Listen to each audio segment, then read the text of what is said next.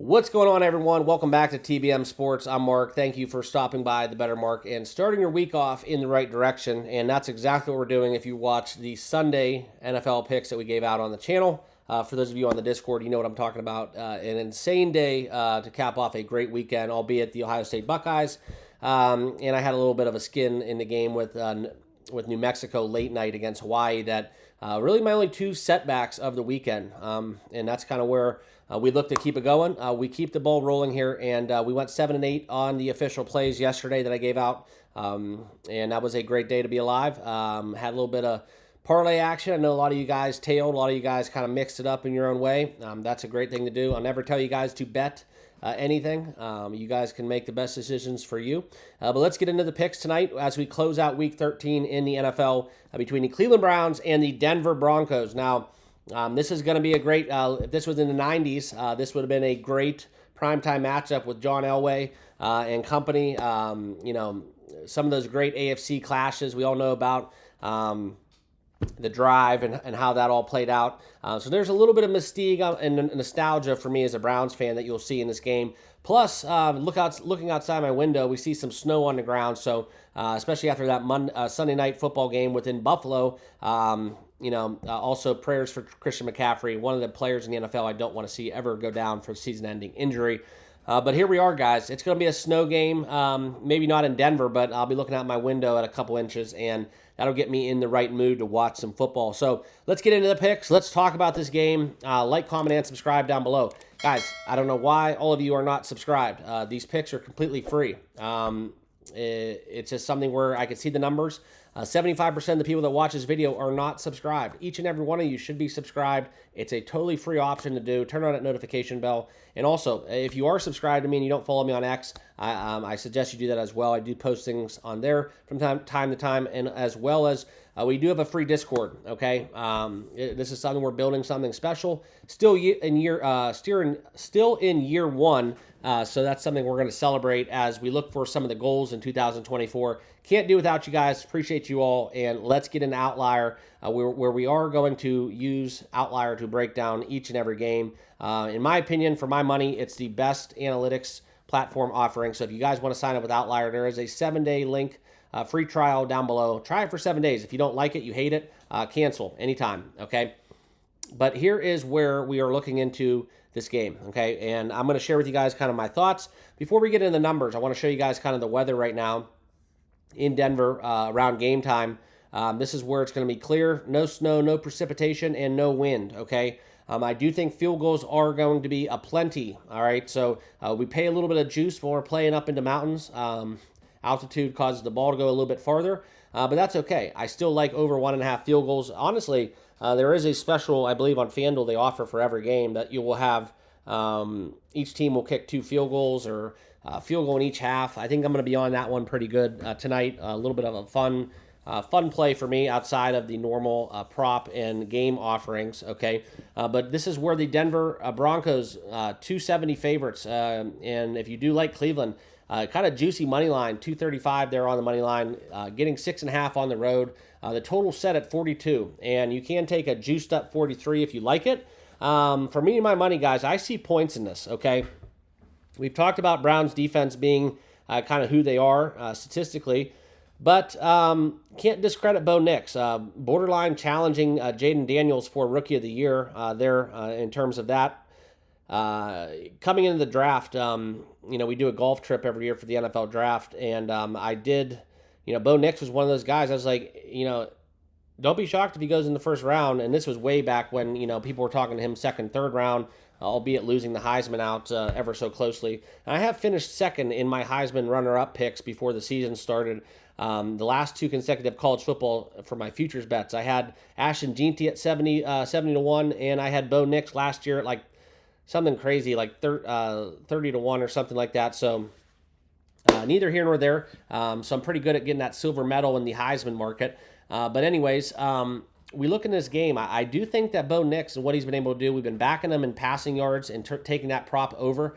He's done exceedingly well. I see this game. We're going to go over some of the props I like, but I see this game going over the total, okay? No snow. Weather is going to be good. It's going to be cold, but that's all right. It's not going to be like last night, where even that game, I do like a lot of times snow games going over. And new rule of thumb, I did a little hedge on San Francisco money line last night. Cost me, 500 off of my winnings.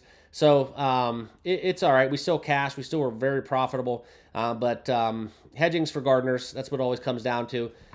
Seemingly, it seems like if I hedge, the hedge always loses. If I don't hedge, then the hedge would have won. And so that's kind of how parlays work. But that's how I do it. I save it for the last game. That way, it gives me an option to lock in profits. But new rule here for the channel: we don't bet against Josh Allen in heavy snow precipitation. Okay. That's going to be a household rule that I'm employing here. It's going to be on my board that we don't bet against Josh Allen in the snow. Okay, especially when a West Coast team comes east and plays in this bad weather. But anyways, we have to look at this in terms of the total. I do like the total over. That's a lean. In terms of the Browns, 6.5. It's going to be tough for me. I think Denver's the right side. I don't trust Jameis fully. I take that win against the Steelers with a grain of salt. They were at home. It was a bad spot for the Steelers, and snow. So it was something very crazy, very fluky, in my opinion.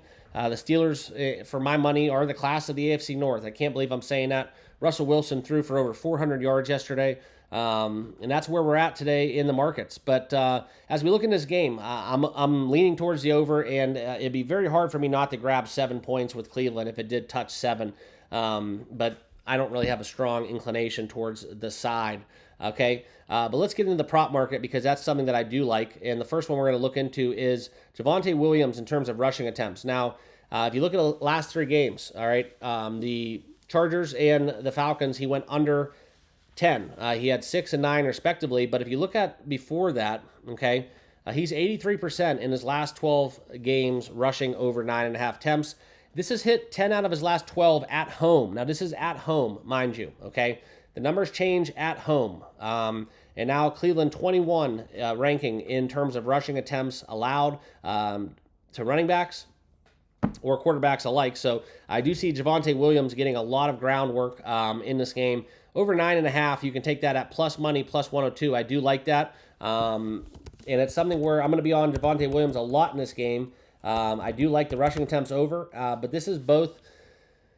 You don't need to play them both. I'll never tell you guys what to bet, but I will say the rushing attempts over 9.5 I do like because of the plus money, and I also like his receiving attempts, or receptions, I should say, and that's where we're going to look into this. I will click on Javonte Williams, and this is the great thing about Outlier.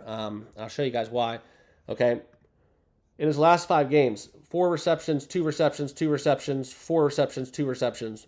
Okay, in his last 10, it's greater than a 50% chance. It's a number where he averages 3.1 receptions. And if we look at this in terms of targets, that's going to be kind of where we look into this. Cleveland likes to blitz a quarterback. Dump offs are going to be there. Cleveland does not allow a lot of receptions overall per game, but if we look into running backs, 3.4 allowed per game. So it's not necessarily a good matchup. But I do think the targets are going to be there, okay? I do think the targets are going to be there. I think the dump-offs are going to be aplenty. And I'm going to be taking Javonte Williams over his receptions, over 2.5. And the reason why I like this is because you can find this, okay, at minus 109. So basically even money. If you do have prize picks, okay, this is where you could take minus 137 over 1.5. That's probably a better route. He's hit that in 10 of his last 10 games. But I do like the rushing attempts a little bit more so. But I do also play the rushing or the receptions over 2.5 as well for this game. All right, and then we're going to stick with the running backs because I do like Jerome Ford over 1.5 receptions as well. It's a juicy price, but if you're looking for a parlay builder, receptions allowed, Denver is 25th in receptions allowed, 28th to running backs, allowing 5.6 receptions to running backs. Jameis, always looking for dump-offs. He's going to get around 30 passing attempts, I believe. And this is kind of where you look for a lot of those to go to the running back. Taking Jerome Ford over 1.5 receptions at minus 170. That's another bet I like that has cashed exceedingly well, not just in the last 5, but in the last 10. We have hit this in 60% of the games, averaging 3 receptions for Jerome Ford. So we just need 2. It's a lot of juice, minus 170, but a great parlay builder. So we'll be on that as well. All right. The next bet that I want to talk about is Cortland Sutton, probably one of the best props that is being bet. Everybody loves me some Cortland Sutton. I drafted him in fantasy. He's been doing extremely well since Bo Nix has been taken off, and they have this prop right where it needs to be, 54.5. Look at his last 5. Okay, now we'll look at the teams that he's been facing. Okay, and we're going to talk about Baltimore and Kansas City, because those are the 2 defenses where he's went 122 and 70 against great defenses, in my opinion, in terms of handling the pass. Middle of the field for Baltimore is kind of where they're dead last almost in receptions, but I do think that's where, Baltimore's a sticky team. They could really hold you to low totals. They kind of did so with A.J. Brown yesterday, but this is kind of where Cortland Sutton's has been playing different. He has a really unique connection with with Bo Nix, and I think that's where 55 yards receiving is a value play for me, especially at minus 120. So I do like this. He's hit this since Bo Nix has kind of surged onto the scene in 5 of his last 5 games. So for me and my money, I know he's probably going to draw a tough matchup, but I do like Cortland Sutton to go over 64.5 in terms of his receiving at minus 120. There may not be a lot of value there because he has a 70 low spot against KC, but that's a Kansas City defense that I don't think their corner was healthy for that game. So I'm going to take it with a grain of salt, but I do still like me some Cortland Sutton over 64.5. It's probably going to be one of the most bet props of this contest, okay?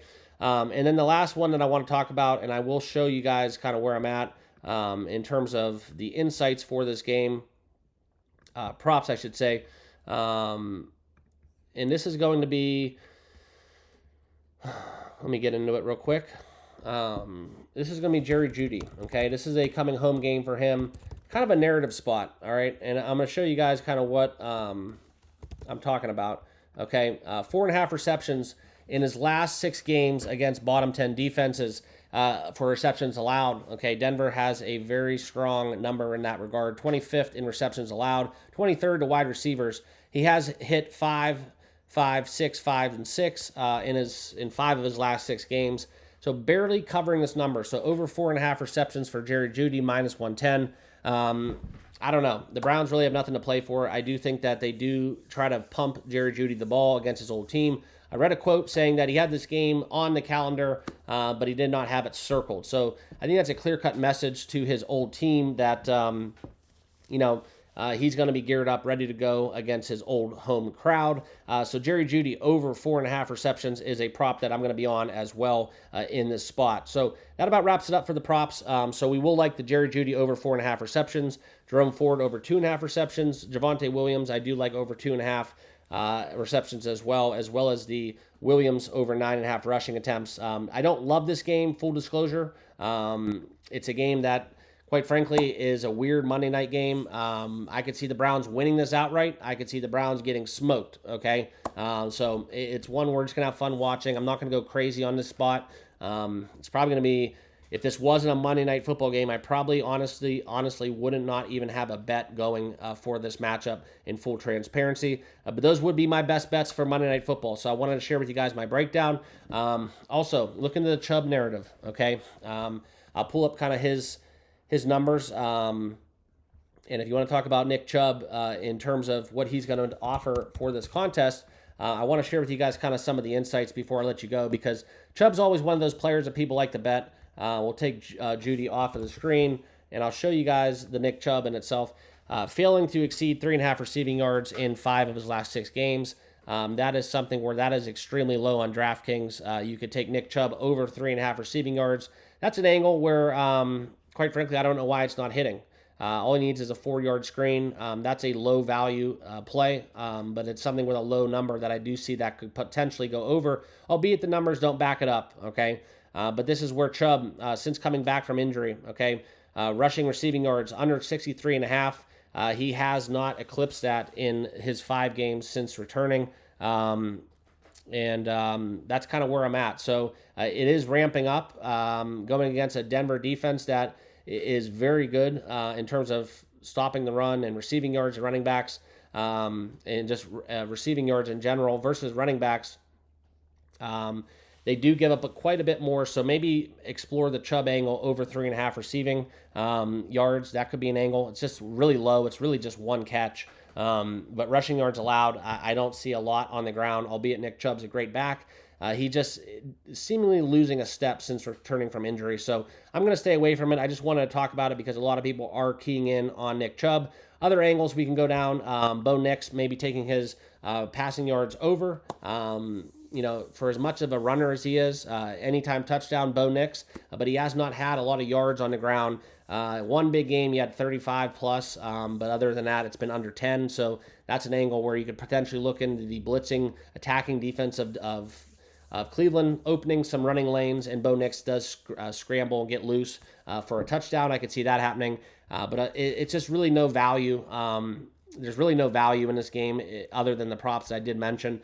So like I said, in full transparency's sake, it's a game I wanted to talk about. It's Monday Night Football, but if this was just a 1 o'clock kickoff on a Sunday, a casual kind of spot here between Denver and Cleveland, I probably would be staying away from this game in full transparency. So that's my breakdown. Appreciate you guys watching. If you haven't done so, make sure you all like, comment, and subscribe before you leave this video. Appreciate you guys, and we'll see you all in the next one. Good luck with your picks, and we will see you all in the next video. Cheers.